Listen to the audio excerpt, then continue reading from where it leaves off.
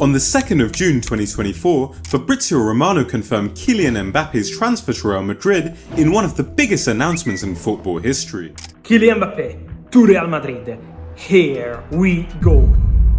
But instead of the usual excitement, his replies were filled with hate. But how did the king of transfers become so hated? From accusations of ruining the most exciting moments in football, to allegations of being paid by agents to promote the most despicable names in the game. This is the story of how one man changed transfers forever and why he's getting so much hate. Fabrizio Romano began his career as a teenager in Naples, writing stories and sending them for free to football websites, hoping they'd publish them one day. But everything changed in 2011 with one phone call. On the other side of the phone was an employee at La Masia, Barcelona's academy, who had aspirations of becoming the agent for two Barcelona youngsters, Mauro Icardi and Gerard Deulofeu. He asked Fabrizio to write a story to create rumours about the two youth players so they'd pick him as their agent. Fabrizio had no idea how the man had gotten his number, but wrote the stories and the agent got his clients. That summer, Fabrizio broke the story that Icardi was leaving Barcelona for Sampdoria, his first big scoop. But it wasn't that big a deal. Icardi was just a youth player signing for a second-tier side after all, but that's how Fabrizio knew transfer journalism was made for him. In January 2013, the agent called him again, this time with something huge. He said Icardi had agreed a move to Inter Milan 6 months before anybody else knew. Straight away, Romano published the news on an Inter Milan fan site, and his life changed forever. He moved to Milan, began working at Sky Sports Italia, and quickly became one of the biggest names in Italian sports journalism. By 2016, Fabrizio's name reached global fame as he reported on Man United's signings of Zlatan Ibrahimovic and Paul Pogba for The Telegraph in the UK, and in the late 2010s, he signed off every transfer scoop with 3 words that would define his legacy. Here we go. The move that transformed him into a global superstar surrounded Man United and Bruno Fernandes. The excitement following Fabrizio's Here We Go announcing the signing catapulted him to over 1 million followers on Twitter, and since then, his empire has grown exponentially. His tweet announcing Cristiano Ronaldo's return to Man United got over 500,000 likes on Twitter and 1.5 million likes on Instagram, with fans around the world celebrating Fabrizio's trademark Here We Go. This brand has made Fabrizio a cultural icon, with players, football clubs and major brands all adopting it and paying homage to the Italian journalist. These days, people don't believe in the validity of any story, whether that's a managerial appointment, transfer, pregnancy, engagement, without Fabrizio's Here We Go seal of approval. With every tweet, post and Here We Go, he's become the undisputed king of transfers. So why have fans turned on him? Fabrizio receives a lot of criticism these days for taking the fun out of the transfer window. There was a time when he'd go into a transfer window not knowing what to expect. Imagine being an Arsenal fan and going into deadline day in 2013 and hearing about the Mesut Ozil links for the first time. Or being a Chelsea fan and seeing this picture of Cesc Fabregas with the Chelsea shirt in 2014 and trying to figure out whether it was real. I don't think we'll see transfers like that ever again. Can you imagine waking up one day and seeing Real Madrid's announcement for Mbappé just out of nowhere? That would probably be one of the biggest moments in football history. But these days, we even know about the announcement post of a transfer in advance because Fabrizio tweets literally every detail about transfers as soon as he's gotten his scoop. Fans around the world were quick to criticize Fabrizio when he broke the Mbappé news. The way not a single person feels any sort of emotion towards this transfer because Fabrizio ruined it months in advance is killing me. We've known this for 3 years, thanks to your daily reminders, Fab. It's no longer news. You've announced it 100 times already, ruined any hype over it whatsoever. To be fair to Fabrizio, Mbappe's move to Madrid was probably the worst kept secret in football, and maybe spoiling your average transfers like Chadi Riyad to Crystal Palace isn't the worst thing in the world. But spoiling the Ballon d'Or? This was the first time we saw real backlash from fans against Fabrizio. On the 17th of October 2023, 13 days before the Ballon d'Or ceremony, Romano announced to the world that Lionel Messi had beaten Erling Haaland to the coveted award. In response, popular YouTuber Jake Buckley posted, "Fabrizio ruined football.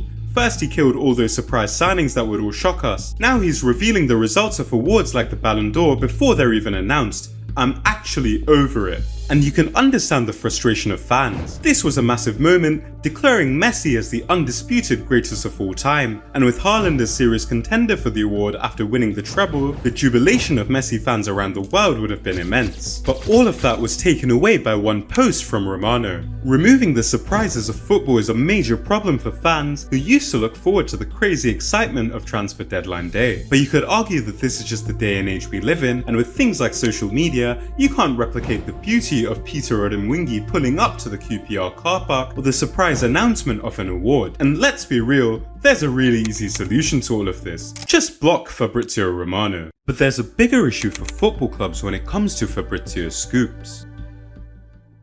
Fabrizio is the guy for football news, not just for fans, but sometimes players themselves. But this can create major problems for football clubs. Teams try to be as secretive as possible about things like transfer fees, especially when selling players, for two reasons.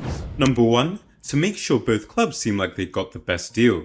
That's why a lot of the time, transfer fees are reported as undisclosed, so the buying club don't look like they've overspent, and the selling club look like they've gotten the best price.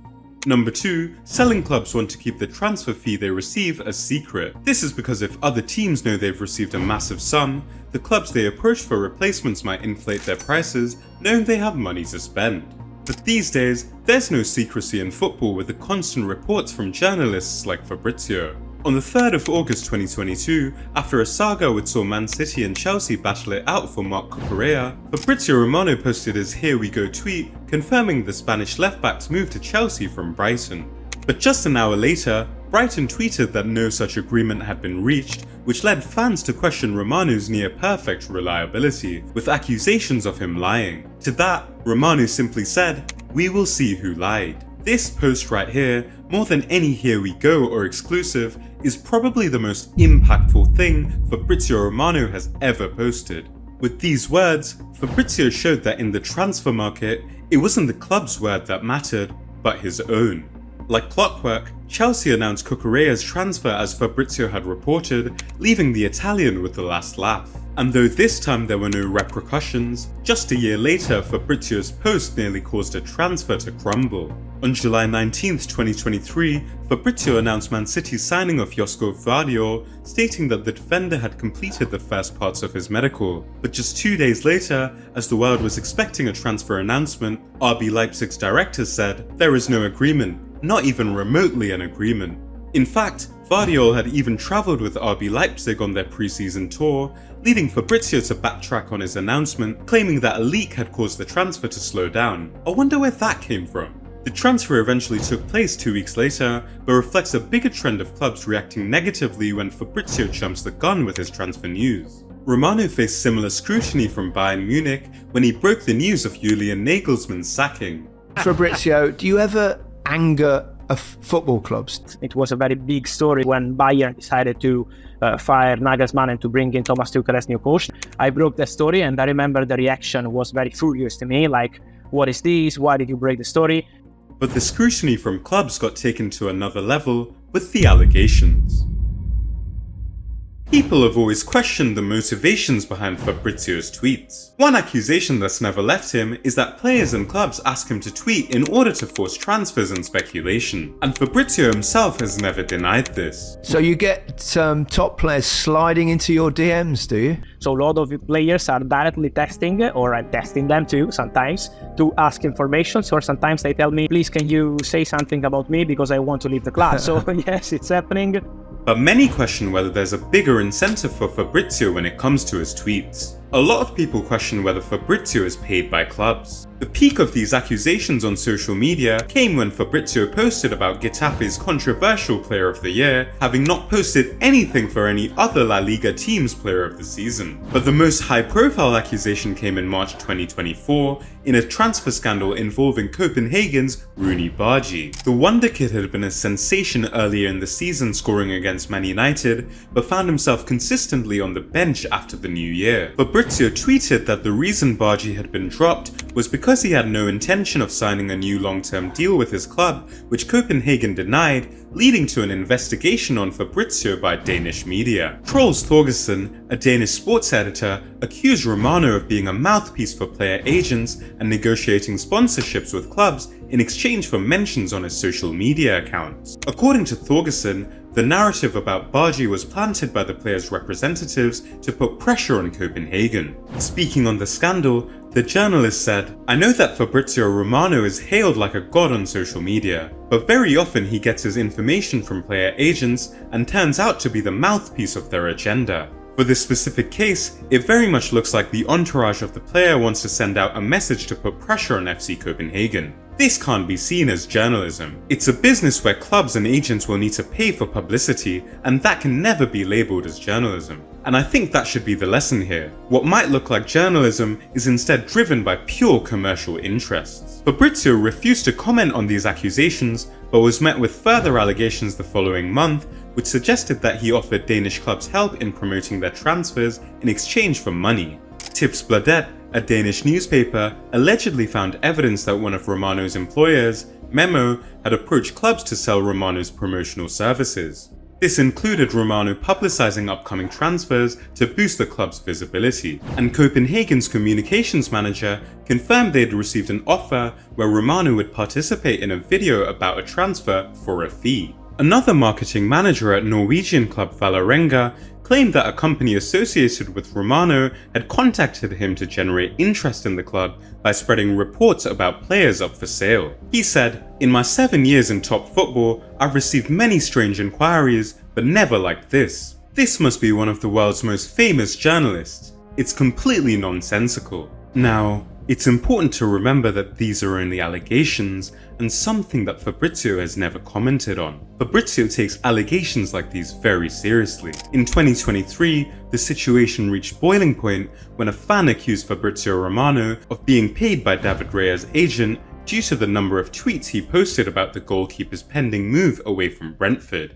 Be aware that you are saying something that is not legal for a journalist, because a journalist can't get money from agents, from clubs, from players. It's not legal. But if you say that I'm doing something illegal, I work 20 hours per day, and I don't accept that someone goes on Twitter with no face, with no name, just joking with myself and saying this kind of find one proof and I will deactivate my account. Fab, I think you're taking this a bit to heart, honestly. No, it's not too hard. It's too hard because you are on your sofa just using my name and attacking me from your Twitter with no face, no name and nothing, just joking on me. You can joke about it, not say that I'm getting money, because I'm not getting any money from the agents of any players. The hate that Fabrizio gets is unlike anything we've ever seen in football. When have you ever seen a journalist get this much hate simply for posting news? But that's when you need to remember, Fabrizio is like no one we've ever seen in football. The star of the transfer window these days isn't the big money signing or the biggest sale, but the journalist who reports on them. And I say the word journalist loosely. With the brands, interviews and catchphrases, the Italian has become less of a journalist and more an influencer, being named the most influential account on Twitter in 2023. Regardless of how you feel about Fabrizio Romano, his empire will continue to grow and the transfer window will never be the same ever again.